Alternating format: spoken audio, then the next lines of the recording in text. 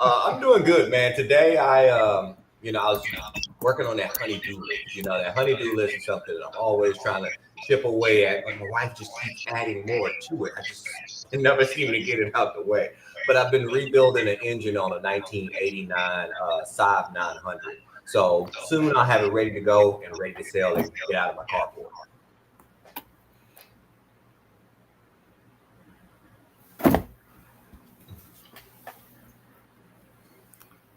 What is new with me? Well, I went to the Sarah Purdue Gardens yesterday, went to the Black Farmers Market yesterday, and I had a ball and 3/4 hanging out with one of my good friends and seeing the beautiful plants. It was a phenomenal time. You know what? I need to do one within here on this computer. I need to turn the volume down. There we go. I actually love hearing myself, so I was like, this is perfect to me because hearing myself and it's just surround sound, it's a dream. See, that's why I'm not the tech guy. I am not the tech guy. He's lying, everybody. He is. I think it's appropriate too because like we're all 10 years apart, and the youngest guy is of course the tech guy. The middle guy knows a little bit, and the old guy doesn't know nothing. So it works out perfectly. Perfectly. Yes, I got back from Mexico. I just had the longest vacation of my life. It was 10 days. I've never had a 10-day vacation in my life. It was awesome. I woke up this morning in my bed here, and I didn't know where I was. I was looking around. Where am I? So it's amazing how quickly you can be accustomed to something different. When I got back home, though, the garden was amazing. There's so many mangoes available, and I want to show you guys a couple treats that I got out of the garden. I got 3 pineapples like this out of the garden. Ooh, when I tell you, I'm not a huge pineapple guy either, but I'll tell you what, one of these fell when I was carrying them because there was so much stuff. It dropped and it bumped the ground. And from that spot, it started leaking out so much juice that I had to cut it. And I cut this thing, and inside this is a translucent orange yellow that you've never seen before. And there is no acidity in this at all. You eat the core, you eat right through the core. It's ridiculous. Ridiculous. Wow. Interestingly enough, speaking of pineapple, this weekend, I had a taste for some shrimp, so I wanted to. The Louisiana in me kicked in. Texas kind of took a sidestep, and the Louisiana in me kicked in, so I had to do me a little bit of a shrimp bowl. So what I did with my shrimp is I went and got a store-bought pineapple because mine aren't ready yet. I got 2 years on those. So I sliced that pineapple up, threw it in that boil. And man, that sweetness from that pineapple really just sets it off. Really? I've never thought about putting it in the oil when you're frying. No, not in the oil. In the boil. I did a boil. Oh, in the boil. Mm-hmm. Yeah. That is interesting. I like it. Because typically I'll do like a lemon, but that pineapple, that hits different. I'll tell you what. Well, speaking of pineapple, the sweet and spicy pepper sauce has pineapple and mango in it. It's amazing. It's delicious. I guarantee you're going to love it. I dare you not to love it. I double dare you not to love it. It's all natural. It's got 8 different fruits and vegetables in it. There's a hot and there's a not so hot. You can get it on Amazon and andrethefarmer.com. All right. So let me show you the other thing that I got from the garden. Today, I harvested a watermelon. And I think the watermelon was ready when I left. I wanted to give it a little bit of time just to be sure. This is a yellow watermelon. It's yellow on the inside. Oh, those are fantastic. It is. I don't really like watermelon, which I know people find blasphemous, but I don't. But this look watermelon. At Derek's face. Wait. Look at Derek's face. He looks so hurt. I think you offended him.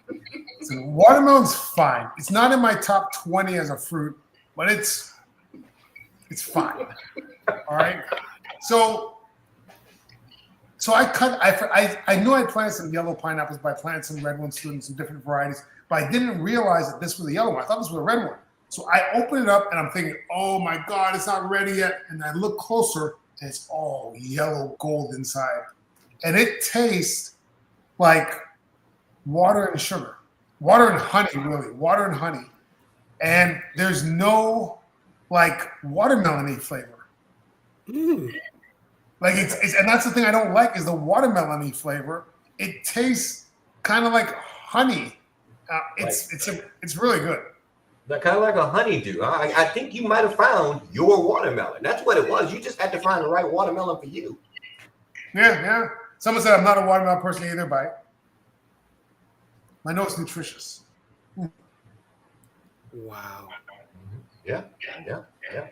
It's a great way of hydrating. It's got a lot of vitamin C in it too. So yeah, it's a great way. Do we have some questions here? We do. Yeah. There's one question. There's one question the people want to know. Is there a good natural fungicide that one of us can recommend or all of us can recommend? And I know you talk about one, Gray, because, Gray, I don't know if y'all know this or not because he got his hat off. He looks a little different. He is an ag extension master gardener, man. He knows the real legitimate information on the plants from his great big book of everything. I thought he was going to go grab it. That great big book of everything. Look at that there. He is able to tell you some legitimate fungicides that are natural. What you got for us, Gray? Well, when it comes to fungicides, I actually just covered this not too long ago. A great natural mild fungicide that you can use in your garden, especially if you start to have like your powdery molds or your gray molds and so forth, powdery mildew, is just by simply taking a gallon of distilled water and a teaspoon of baking soda, a little bit of dish soap, and I mean we're talking about, again, a teaspoon amount, mixing that all together into a solution, putting it in a spray bottle and spray directly on your leaves. And that actually will fight back a lot of those fungicides, a lot of that fungus. It's super simple to make. And if you're interested in checking out the exact instructions on how to do it, go check it out on my Instagram channel or my YouTube for that matter. And you can check out, I walk you through everything. Super simple, super easy. Let me ask you a question. What about vinegar solutions? Vinegar solutions. The only downfall about using a vinegar is that we got to take into consideration that pH of a vinegar. Now, a baking soda solution is going to be on the alkaline side. So by adding that alkalinity to the leaves, you're making the leaves uninhabitable to your mold. But by going on the opposite side of the spectrum and going towards that vinegar, you might actually end up damaging the plant because most of your household vinegars are going to be a pH of about 2.3 to about 3.3 or 3.4. So it's going to be really acidic. So I'd be very, very cautious on using a vinegar as a fungicide. Now, an alternative is you can actually use powdered milk as a substitute if you're trepidatious about maybe using the the baking soda, because didn't we talk about that, Derek? What was it? Wasn't the lactic acid inside of it? What exactly was it? You're a botanist. What do you think? So, I was speaking something wrong with YouTube. So what it is when you are getting rid of, or when you are using the milk, I think it is the lactic acid that is the fungal beneficiary that we can use. And when it comes to getting like vinegars, there are some horticultural acids that are used, but they are used in like worst case scenarios, and they are not just so acidic, but so chock full of something else like a peroxide solution or something else, that they're not going to be something you can typically get your hands on as a home gardener, unless you're a very crazy botanist formally. Now, as a chocolate botanist, and you know people and you know how to make stuff at home. But outside of that, typically baking soda or the milk would be the best way outside of just the store-bought fungus. Now, someone also mentioned diluted hydrogen peroxide. I'm not sure exactly how effective that would be, because what we know about hydrogen peroxide is when it's exposed to sunlight, it actually starts to break down. So by diluting it, it will probably make it almost inert. Okay. So I don't know how effective that would be. Yeah, like 3% is already dilute in general, and like in most horticultural applications, you're going to be using something closer to I mean, you're still going to start off with 10% and superbly dilute it, but they're using it consistently like irrigation solutions, or they're using a higher percent, like a 10%, a 6%, and then like doing a soil drench. So that wouldn't be something you do. A lot of us will just dilute it because somebody says so online, but it takes a certain parts per million of that chemical to be beneficial and be antifungal. Right. Because now the reason I asked is because I had my soursop tree in Mexico has a bunch of it gets a lot of white fungus on it. It also gets these little white insects on it that look almost like scale, but they can move a little bit. And I sprayed it with a vinegar solution, with some diluted vinegar, directly on it at a toothbrush, and just basically cleaned off all of the white stuff off the. It was on the fruit themselves, and then basically vinegar with toothbrush, and that's how I got it off. And I don't know. What do you think? Am my fruit gonna rot through? It's gonna burn a hole in my fruit. How long ago did you do it? A couple days ago. Okay, how does the fruit look now? It looked fine. Like the next couple days, it looked fine. So. You're good. The most important step that we always take in the master gardener world when it comes to pest control or fungicides and so forth, and my lights just went off, hold on, is that we monitor. That's the first step. And when we're talking about integrated pest management. So if you monitor it and it looks like it's fine, then you're good to go. You're good to go. But I want to know, do you know about how much you diluted? Like, what will be your ratio? It's about 5 to 1. Okay. And you said you were doing this to get rid of what now? Scale insects? It's kind of like a scale insect, but there's also a bit of a white, like almost like a white powdery mildewish kind of thing on there. So it was the toothbrush and the spray. Well, I mean, definitely the chemical would agitate them potentially, but also you're like physically agitating them. And that's a cultural control. So cultural controls in the integrated pest management or IPM world is where you're doing not just a spray of chemicals, right? That's easy, it's simple, but you sometimes have to do extra stuff. I got to like really get that chemical in there. I got to really rub it all the way down in there. I got to brush some things out of the way and interrupt the apple cart. So that's what I would say. I think that's beautiful. Okay, good. I made a video, so I'm going to tell you about it. But I wanted to talk, or we want to talk today about seasonal gardening. And, I think there's no better season to talk about than the upcoming fall or late summer. Like what are things that we are planning to do or should be doing this time of year?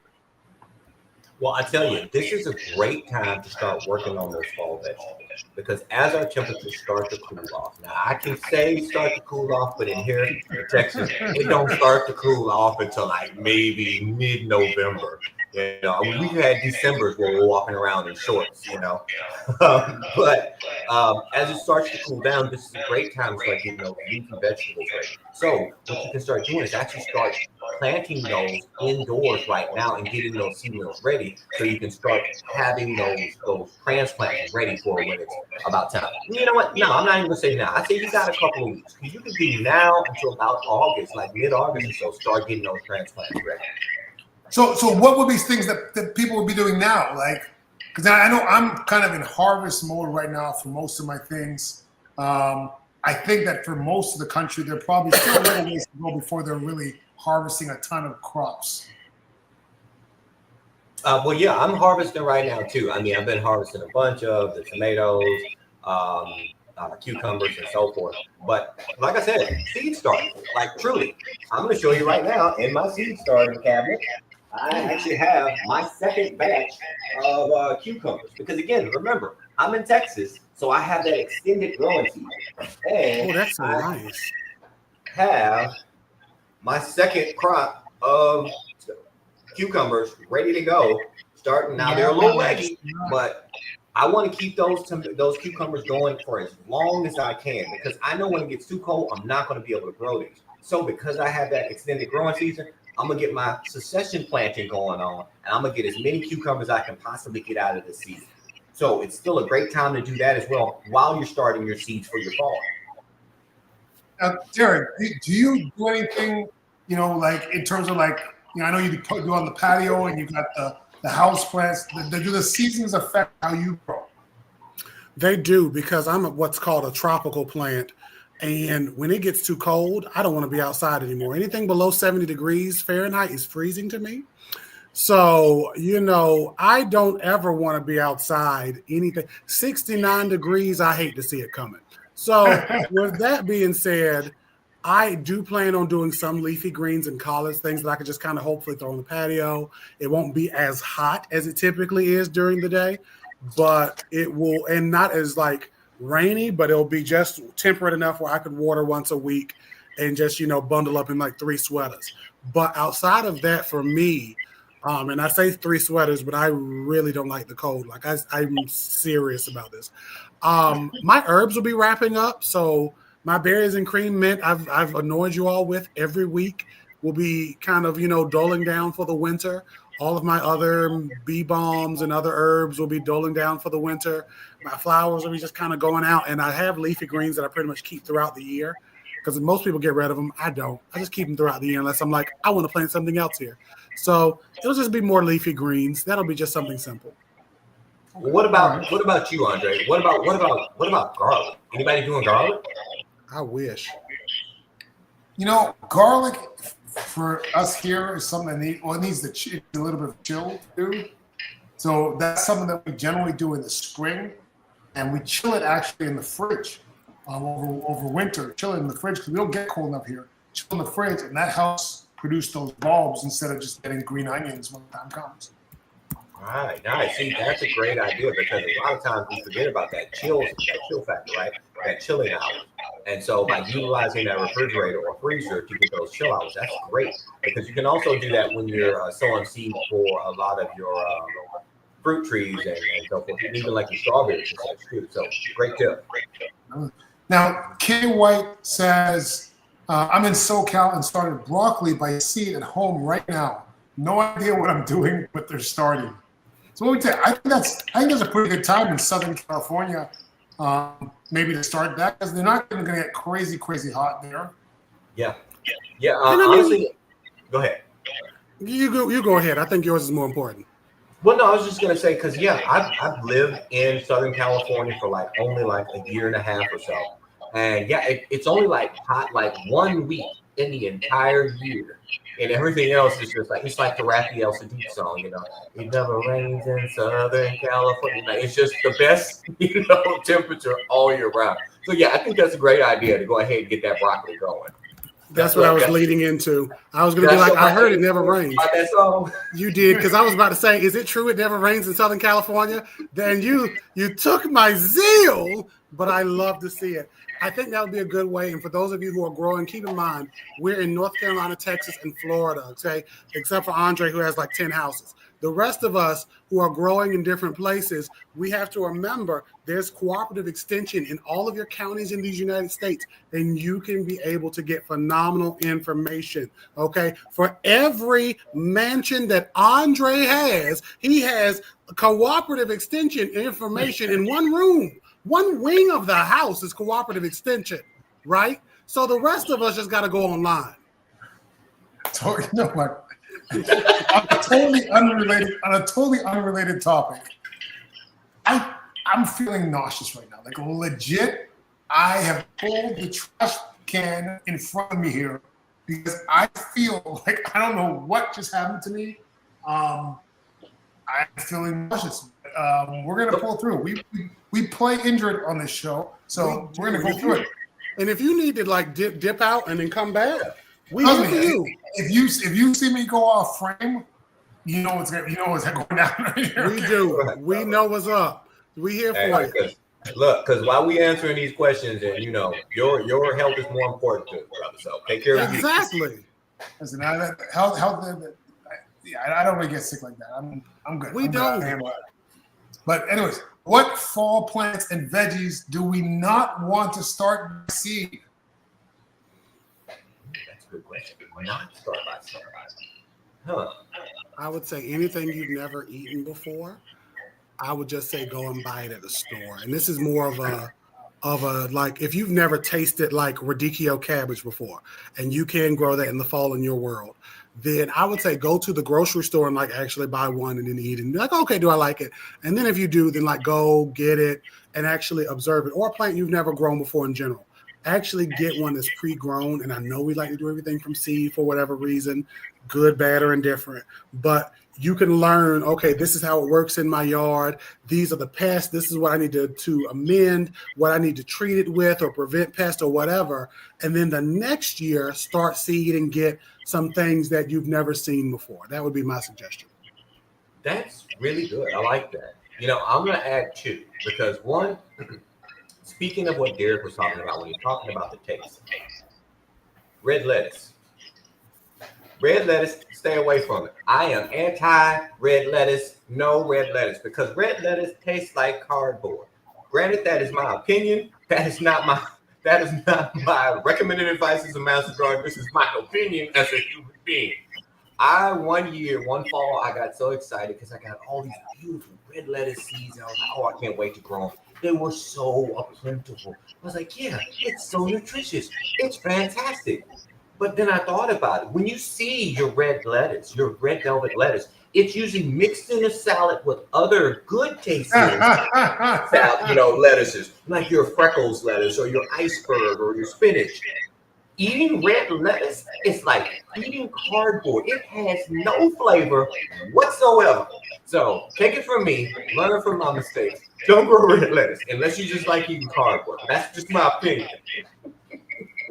Yeah, I kind of agree because a lot of times people are hung up on growing everything from seed. I have people, where I've grown something like I might buy an eggplant or something planted. People are like, oh, you're not a real gardener. You didn't grow it from seed. Listen, you don't get any prizes for growing from seed, right? There's no awards. It's kind of like I play a little bit of golf, and my buddy loves to always play from the gold tees all the way in the back.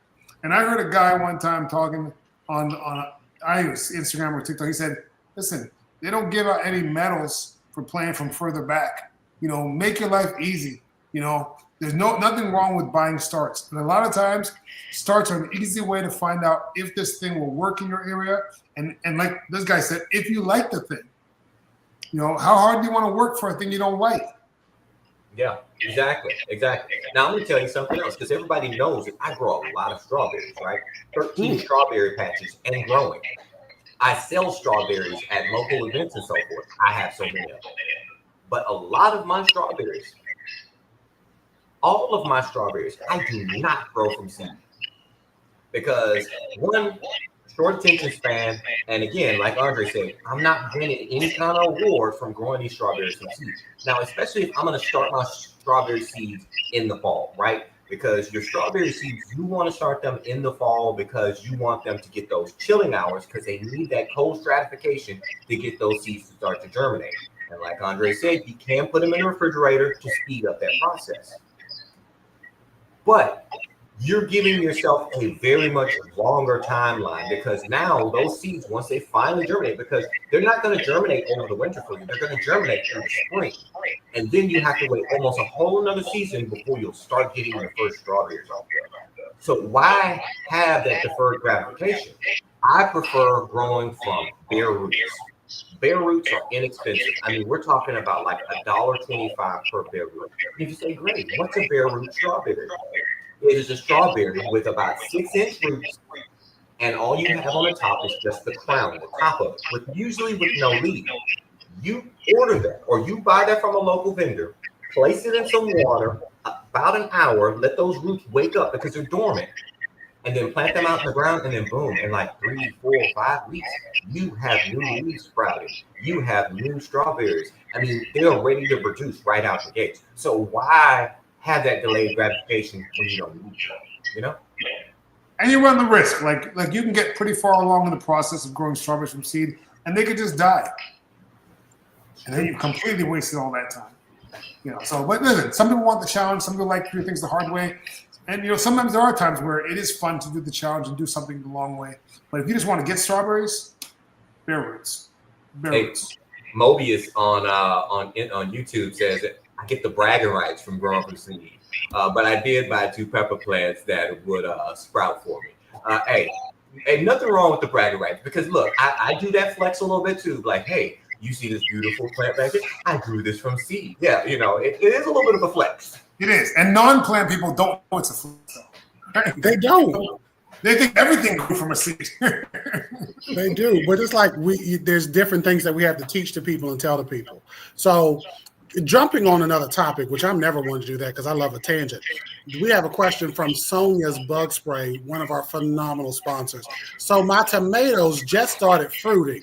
Is there anything I should add to them now, fertilizer or anything else? And Sonia, I want you to know, number one, all of you who are watching here, Facebook, or not Facebook, Instagram and YouTube, right? Those of you who are watching, Sonia's Bug Spray is just like lotion. You put it on.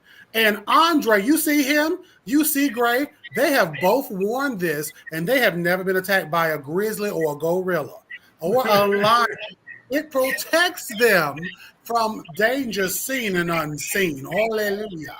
And the bugs just don't even bother them. Get you your Sonias today. Sonia, if you are still here and you're growing those tomatoes, what you do is you get you some calcium, a calcium-laden fertilizer, right? I know a lot of you will be ready to type in the comments eggshells.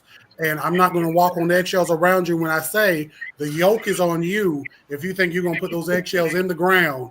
Okay, and you're going to get that calcium this year because it takes at minimum a year, at maximum 10 years to do it, to get calcium from your eggshells unless you make the liquid immediate stuff. So a calcium fertilizer is what I would say. What would the rest of y'all add? What do you think? I saw a video of someone using milk in the garden for their tomatoes, pouring milk down at the root.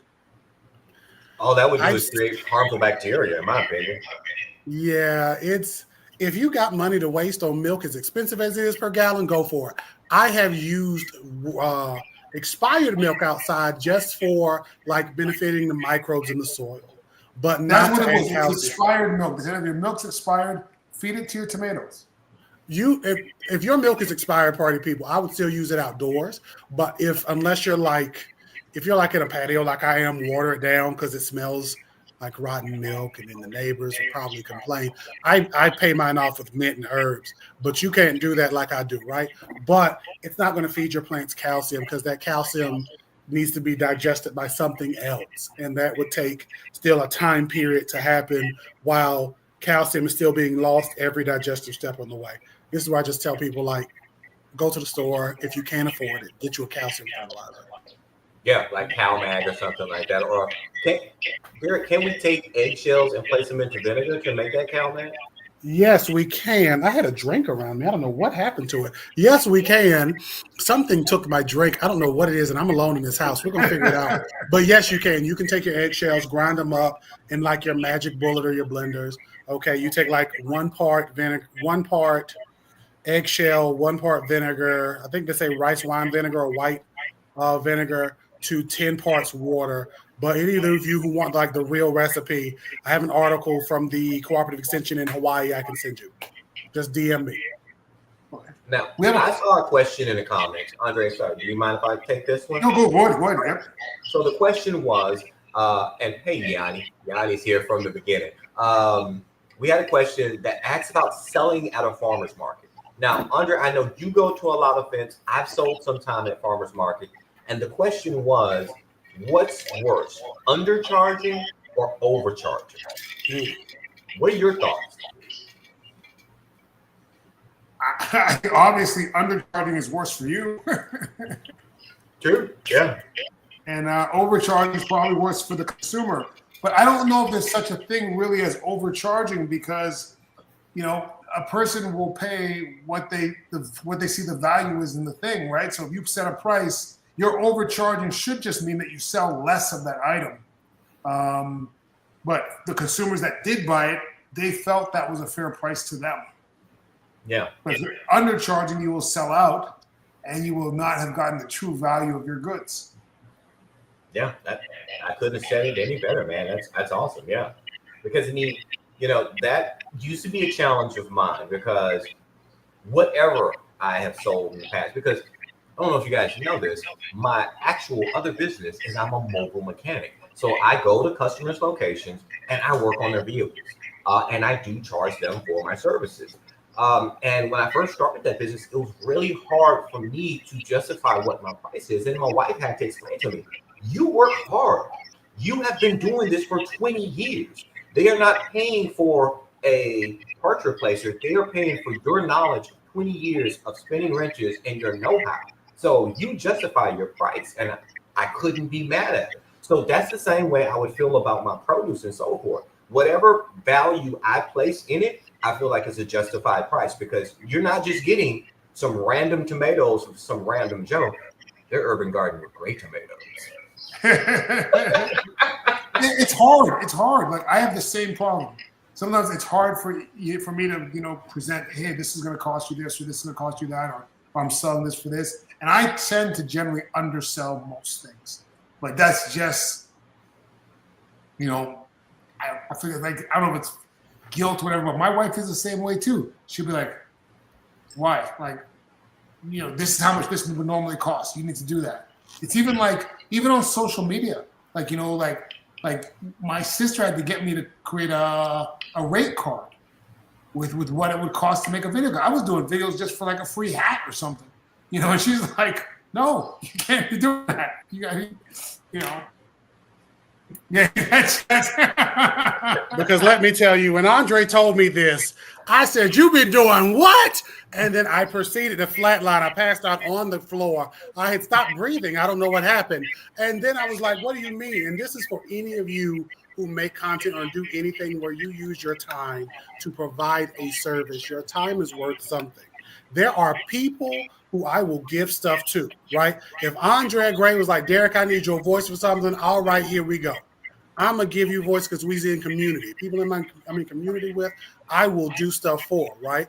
But to these brands, they would pay a team and actors if they were making a commercial on TV or on YouTube. So they need to pay us. And that's just what I feel. But our price is our price, and we are worth that price. And if you are under or overcharging, I think at the farmer's market, while I've never sold, it's just a matter of what your time is worth in conjunction with your prices and your supplies. There's people who I know. I just went to a plant store in the last 2 or 3 months. I had to really fix that up because I was like, well, they're going to know who I'm talking about. In the last 3 or so months, I've went to a plant store that was god-awful expensive. But that's their price. That's what they choose to sell. And obviously it works for them. They in business. Yeah. Because when it comes to commercials, I feel like I'm just as good as Michael B. Jordan. But I mean, that's just me. I mean, God knows I am. I take this shirt off right now. It's D'Angelo. How does it feel? And speaking of how does it feel, there are a couple of people who are feeling out where can they get some legitimate plant information for their outdoor gardens. Now, I will always say, because there are people who are want to know in the questions like, can I plant this? When to apply this fungicide? How do I deal with these pests? We're going to answer a lot of questions. But if your question doesn't get answered today, you can go to Cooperative Extension. Whatever county you're in, you go to Auntie Google and you type in my county. For example, for me, Durham County Cooperative Extension. I know where the office is. I got people there. I'll go there, see the people. Hey, how y'all be? I can ask them questions. I can speak to master gardeners and extension agents, or I could just Google and look it up. And I know where the actual hub is because that's my alma mater, NC State. And I could be like, boom, I can go here, get information, get testing done, figure out what a bug is or whatever have you. So there's some questions that are way up there in the front, way up there that I'm like, we ain't going to scroll all the way back there. But for those of you, that's your general thing. That's where I would tell you to go. Yeah, people need to take advantage of it. I did a tour of the whole facility here, I guess in Orange County or whatever. And it's a very useful resource with a bunch of people that want help, but people don't know about it. And I told them that the name is the worst name because County Extension Office means nothing to nobody, but it's just a place where people can help you with plants. And it has 5 names depending on where you are in the world. Yeah. Now, Enderprise had a question. I wonder if that's from Ender's Game. Have you guys ever read the Ender's Game books? Yes. Ender Game was awesome. That whole series. Yes. Oh my gosh. I'll tell you what, that is one of the most underrated book series ever. And I wish they would have continued on with that movie. I mean, I know. what happened? The first one is the worst. The first one's the worst one. It gets so much better. Exactly. See, we're geeking out here for a moment because we're sci-fi guys. Yes. Yeah, it's. I'm sorry. If you haven't read the Ender Games series of books, and I stopped at about book 5 or so. So I haven't even finished the whole thing, but the ones I read were amazing. They're just masterpieces. Oh yeah. So Wow. But all right, question from Ender. Ender had a question. Is there a best depth of soil for a movable herb garden to keep a comprehensive herb garden? So depth of soil, if you are keeping herbs or if you're putting a raised bed in, depending on how high it is, I always tell people try to dig a foot around randomly. Oh, that's dangerous what you're doing there, Andre. Do a foot around in the garden just randomly. You don't have to dig a whole foot out. Like if you can, like if you're in a place where it's sandy loam, like dig it out. But here in Durham, there's rocks and clay. In the Piedmont in general, there's rocks and clay. And the soil is just god-awful hard to dig through unless you experience tons of flooding that destroys, historic neighborhoods and restaurants. Then it's probably easier. So that's what I would tell the people to do. Just, put down whatever you're going to put down. Your plants will make do, but definitely dig under as you can. Yeah, I thought herb gardens, like especially if it's in a bed or something like that, they don't need much more than like 6 inches or so. I would. It depends because, like, if we're talking about like our basils can really have some good root structures down in there. So I would recommend about 8 to 10 inches worth of depth. That way you can, like I said, if you have something like your basils who have a very complex root system, your thyme's not so much. What else are we looking at here? Rosemary. Mints actually can be very, very complex because remember, they like to spread. Whatever you put them in, they will fill all of those roots up. Zones and all kinds of things, stolons and so forth. So, but yeah, if we're talking about like our rosemaries and like our lavenders and such, you don't need as much depth. They're actually kind of almost on the top layer with their soil structure, with their root structure. But yeah, generally I always go about 8 to 10 inches just to give them a little bit of room. Plus to train those roots a little bit too, because when we're doing our deeper watering and we're staggering and we're slowing down on how much we're watering, guys, because I know we love to water our plants, but when we slow down our watering, you're training those roots to travel downward to find that water table so you're not having to water so much. So Unc had a question. Are there any good resources to tell you what each vegetable needs to grow? Amount of water, sun, soil, pH, etc. Well, That's the one I was alluding to earlier. Go ahead, Greg. Oh, okay. Oh, I was going to say, yeah, just like Derek said, you can always, check with your local ag extension because that information is free and you can literally type it in your search browser. Like, I want to grow tomatoes. What do I need? And then boom, they will give you a whole article on it. Or you have 3 gentlemen right here who love answering questions, not only on the live, in our DMs and our comments. We're here to help you. My strawberries flowered but not fruited. What's going on with on the go with Deb's strawberries? Pollination. It might be a lack of pollinators. You still need to have pollination to go on for your strawberries. So you're probably not getting visits. So and plus let me ask you this. What's your fertilizing look like? Let us know in the comments because when your strawberries are flowering, you still have to fertilize. And once they start producing fruit, then you have to keep fertilizing because they're making offspring. They're making fruit of themselves. So you have to keep that fertilization going. And you're going to want to go with something that's a little bit more phosphorus in nature when it comes to that fertilization and alternate between phosphorus and then maybe like a fish emulsion to get a little bit of that nitrogen. Not too much nitrogen. That's why we said a fish fertilizer because it's lower on a nitrogen scale. You don't want more leaves than you want flowers. Does that make sense? Does anybody grow pine berries? Justin's asking if anybody grows pine berries. I have before in the past. Pine berries are those white strawberries? Yeah, white, sometimes like a light green. Yeah, it's funny. I never taste the difference. To me, they just taste like regular strawberries, just white. There was some. I might be mixing up apples and oranges, but there were some strawberries I remember having, and it was like one of them fancy bourgeois varieties, and they were like, you get like 10 in a box for like $20. I don't know why. I had money at one point, so I was like, let's do it. And they were the best strawberries ever. I ended up making a Cheong fruit syrup out of them, and they were spectacular. Yeah. See, and you're right though, because those pine berries are supposed to have they're supposed to be a mix between like a pineapple kind of taste and a strawberry. But when I taste them, they taste just like regular strawberries. And I'm fine with that because I love strawberries. Kids love strawberries, so we're good with that. But I didn't taste any difference. Mm. But now I will say this: growing them out in here in North Texas, the plants didn't last that long. Pine berries, if I'm not mistaken, they need to be in a little bit of a cooler environment. And so after my pine berries, they kind of died back. I just kind of stuck with my three favorites, and that's going to be my Ozark Beauties, my Albions, and my Chandlers as far as my good heat tolerant strawberries that do well in the zone.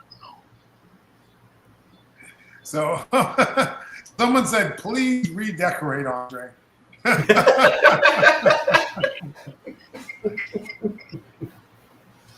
Derek and I gonna send you some plants, so we're gonna send them some plants over there, guys. We're gonna put some plants behind them. So I actually have zero house plants here. I was about to say he has zero. It's not going to work. This is the unfinished office, but if you saw the rest of the house, my wife's an interior designer, and don't worry, the house is decorated. The house is decorated. It's constantly evolving, so it's fully set up. But let's see. I have a beautiful ZZ plant. It is sitting on, I don't know what a ZZ plant is, but it's sitting on a sunny windowsill. It's beautiful, but it's not growing. I'm doing something wrong. I've had it for 3 months. You don't know what it is because it's a house plant. It's Immaculus Zamifolia. So it is a very slow growing succulent. And I am going to show off my ZZ Raven. Go get that. Because, y'all don't know this, but I'm always never that far from plants. So this is my children, my babies. Hey, so this is my ZZ Raven, okay? And she loves Rough Riders and DMX. And this is my regular ZZ, and she likes Taylor Swift. And both of them get along because they listen to Miley Cyrus back when she was doing the rap. So these plants are succulents, and these succulent plants are very slow growing. So it takes some time for you to notice any discernible growth, especially when you're propagating these from leaf cuttings, which takes like a year or more for you to really see anything. When it comes to them, right? When it comes to these ZZs, okay, you said you're worried about watering them too much. They have these like potato-like rhizome structures, and I wish I could show them to you, but I'd get dirt everywhere. But it's just take my word for it. It looks like a little potato. This rhizome, they're succulents. They don't need much water. I just water them when the soil is dry, which is like once a month, once every other couple of months. And I keep them in a bright room. I have a lot of grow lights in this living room. I give them that, and they're just growing. And then I fertilize maybe at this point, probably every time I water them. And I even fertilize during the winter. But that's a whole nother story for a whole nother day. And for those who was like, how do you get those leaves shiny? I mean, there's sprays you can get that you can purchase from like Arbor or We the Wild or other people that are not currently sponsors that you can get to like rub your leaves and clean your leaves. But mine just look shiny just because. I don't do any of that. They just look good. They look good. Thank you. They do. And I love the ZZs too, because they really are a low maintenance plant. And I have one in my bedroom right now, and I don't get a lot of light in that room because of the way the windows are positioned, but they are doing just fine and living their best life. Okay. So Absta says, Andre, my sweet potatoes, I'm nervous to pull them up. How much harvest window do I have on them? I think you got a pretty big window with sweet potatoes. What do you think, Greg? Yeah. I mean, because if your sweet potatoes have been started back, well, depending on your zone, but usually give or take us around May is when we typically start them. You should be maybe looking to start seeing those leaves start to die back about mid-August or late August or so. You got a nice window. You got time. Yeah. And then even if you leave them a little bit long, like the only mistake I think would be picking them early, when everything's still growing. But once those leaves die back, I think you got a little bit of time before you can pick them. Mm-hmm. Yeah, definitely. Great question too. All right. Thank you very much. While you're doing those questions, can I do another? Were you about to do another question, Andre? My bad. No, go ahead. Beautiful. We had a question on our YouTube. There was a person, Mobius981, who basically they wanted to show one of their insecticides, their pesticides that they make to keep their plants good. I have it on the YouTube because we are dual streaming on all of our YouTubes and all of our Instagrams because we're famous and we're fancy. Okay. Andre picked this up. He called me on the phone and he said, I've been watching The Matrix, Derek, and I want us to be the one. And that's what we're doing. So they are using Dr. Bronner's peppermint soap, right? The one that, I've already went off on one tangent. They're using some neem oil and they're using water and a handheld sprayer. And they're asking about what my considerations for that. So their recipe, guys, is again a tablespoon, half a full tablespoon or teaspoon rather of Dr. Bronner's peppermint soap. Ooh, reading is hard. 1 teaspoon of neem oil to 2 to 3 cups of water in a handheld sprayer. They're using that on their outdoor ornamentals and edibles. What do y'all think about that? So essentially, they're using it like as a foliar spray, and I believe this goes back to what we were talking about before about using it as a fungicidal. I have no qualms with it. What are your thoughts? Because I've never used it in that matter, but I think it sounds good to me. It looks like all good stuff. Like all the things there seem sound, and they seem like they would repel bugs. And I actually have used Dr. Bronner's and some neem oil. I had a bunch of it at one point. And that peppermint stuff, my God, today it was amazing. I think I used the unscented though. And the soap acts pretty much as like a emulsifier for the oil in the water. And it helps it to stick a little bit or adhere better to the leaves. So that's why I used it in place of like traditional, just plain Dawn dish soap. So it's not anything negative. And the peppermint smell, if you do get one of those that have the scents to them and you're using a little bit, that can hopefully keep your pest away. But that was a phenomenal question. It gets my seal of approval. All right. It's a winner. Fly Fish Mama says, I grow tomatoes in containers. Should I change the soil in the container every year?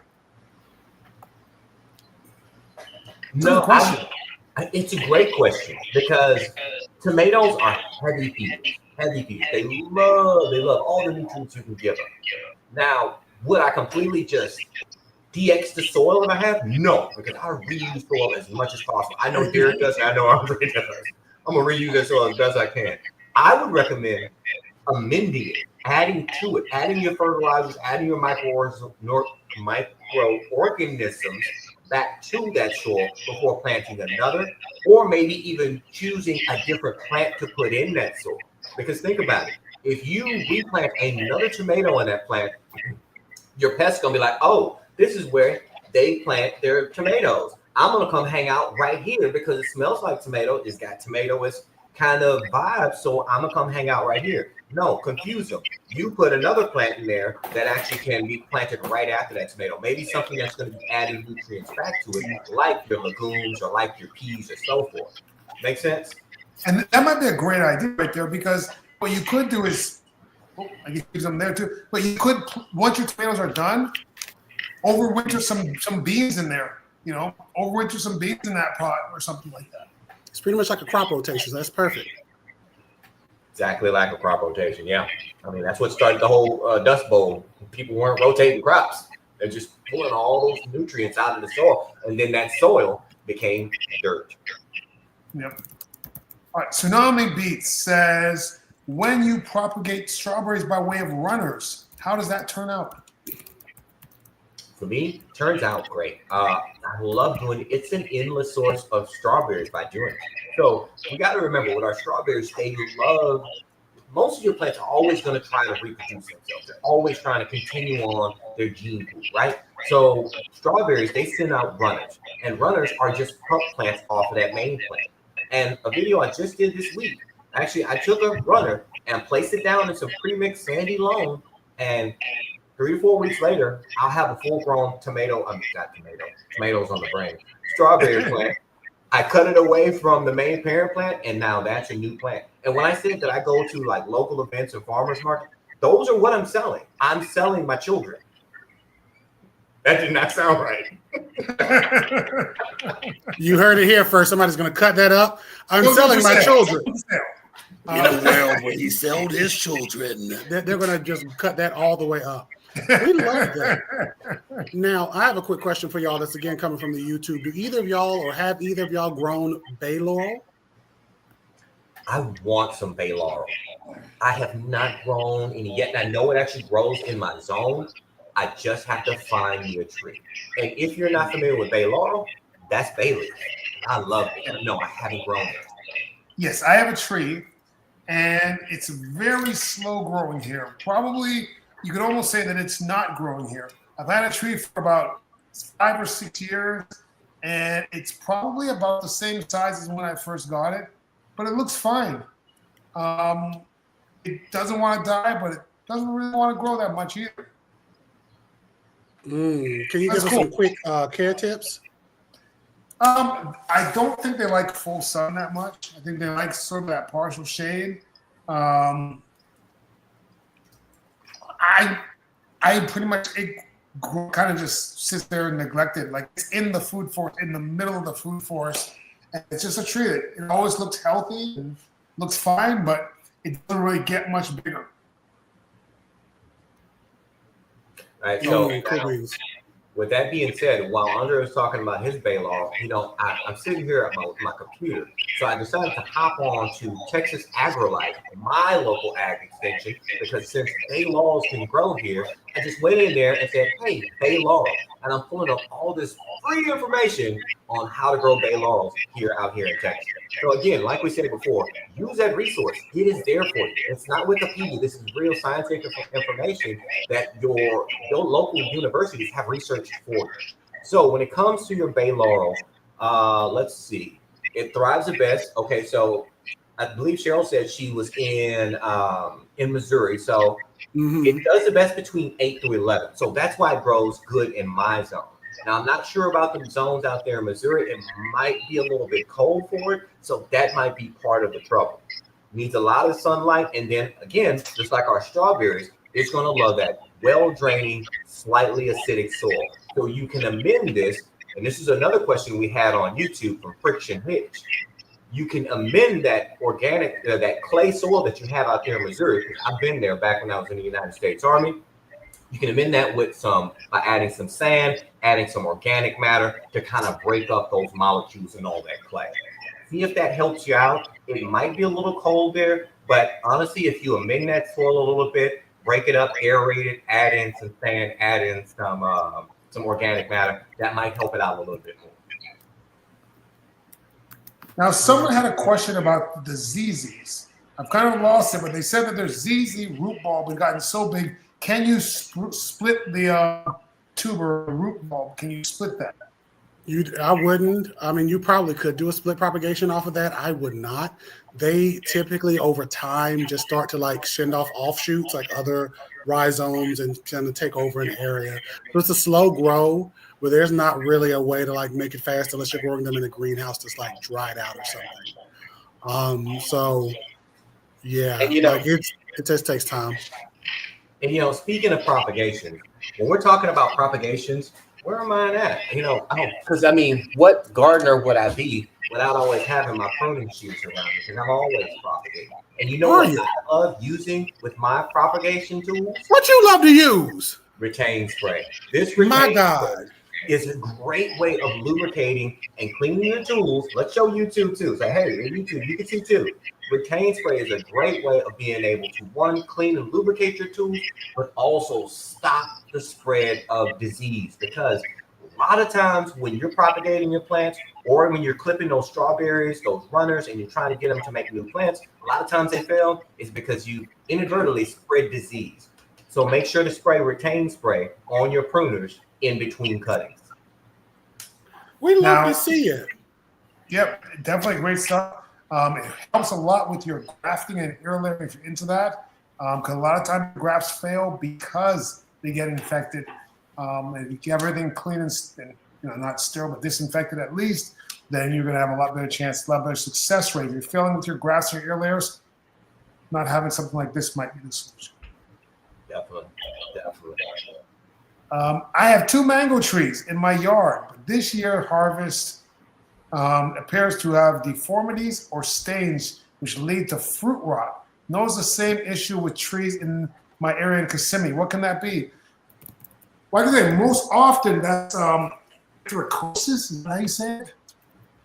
Yeah. Yeah, but it's a fungal issue, and that's when you see a lot of the real strong black staining on the fruit. Now, it's normal for the fruit to have a little bit of those little black dots, and when you have excessive amounts, that's problematic. I have a mango in there right now that I picked yesterday that has a pretty significant amount of that, and that's why I got it off the tree. I don't want it really getting on the other trees. Yeah, stopping the spread is the most important thing. Good job. And a fungicide could be a solution. Some people will actually spray the buds, the flower buds, early in the spring when they come out, just to prevent that anthracosis from sort of getting onto the bud and onto the fruit. But once it's on the fruit, there's not a whole lot you can do once it's on the fruit. Yeah. Anthracnosis. And I don't know why I'm trying to help you. You know, I'm like the worst at pronouncing it. Andre, I was making a video today about Brussels, and I was trying to use all the different names. I was like, and several times people that had to cut, stop, edit, because I was like, Sorrels. That was not the Texas accent was taking over. All right, let's see. What other questions on here? I'm trying to go through it. Trying to grow dragon fruit. What's the time frame for blooms and bear fruit? I grow dragon fruit. I have a ton of dragon fruit out there right now, and I find that from the time I get a cutting of a cactus, it takes about 2 years for me to get fruit. Some people get it faster than that. I think 2 years is a reasonable amount of time. You know, it's funny you mentioned dragon fruit. My 6-year-old son just found out what dragon fruit was, and he was like, Dad, you have to grow some. I was like, you know what? I'm going to call up my good friend Andre, and I'm get a cutting from him, and we're going to grow you some dragon fruit, buddy. All right. I think earlier somebody was asking if we all met in person.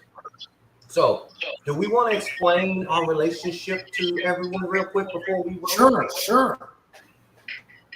Well, I just happened to come across one of Derek the Chocolate Botanist's videos, and I was like, there's a voice of reason. Because I swear, so many times in this space, the gardening space, you get so much ridiculous nonsense. And I heard him, I was like, you know what?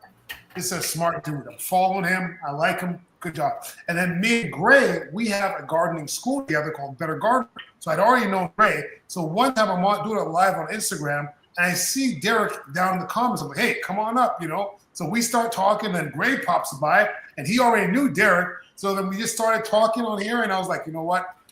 There's some good stuff right here, guys. I think we got some here.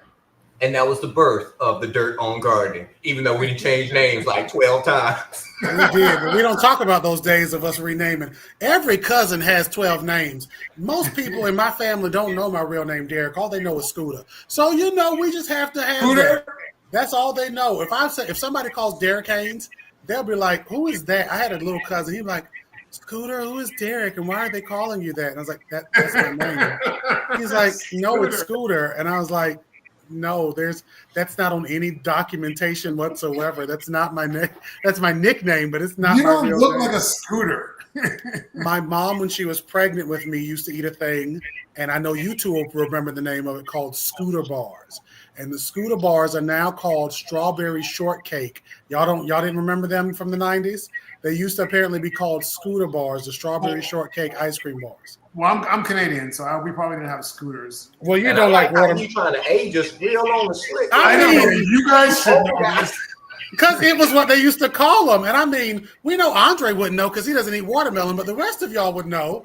And I would be like, let's go for it. But that's how, and I love strawberries to this day because she ate a lot of strawberries when she was pregnant with me. It's amazing we were talking about strawberries because I love strawberries.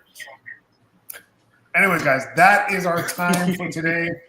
Thank you guys for watching. If you're watching on YouTube, subscribe, follow. If you're watching from Instagram, subscribe, follow to all of these guys here. We're happy to have you guys here. We really appreciate you guys coming out every week and watching the show. So thank you very much for your time. What do you guys got to say? Hey, make sure you keep those questions coming. Honestly, it is my lifeblood. I love helping. I love those questions because, believe it or not, it helps me grow as a gardener as well because I'm constantly flexing this muscle here. So keep those questions coming. I love them. I adore them. And those of you on YouTube, when it comes to what y'all are doing, or those of you who are on Instagram, when we repost this video, come back and tell us what you want to see us from next week. Those of us on YouTube, if you're seeing this right now on YouTube, go and comment and tell us what you want to see from us next week, and we can know what to talk about. Andre, what you got for us? I think that's it, guys. We got to go. Yes, I am a dual citizen. Thank you guys very much for watching, and we'll see you guys next Monday night. Same place, same time.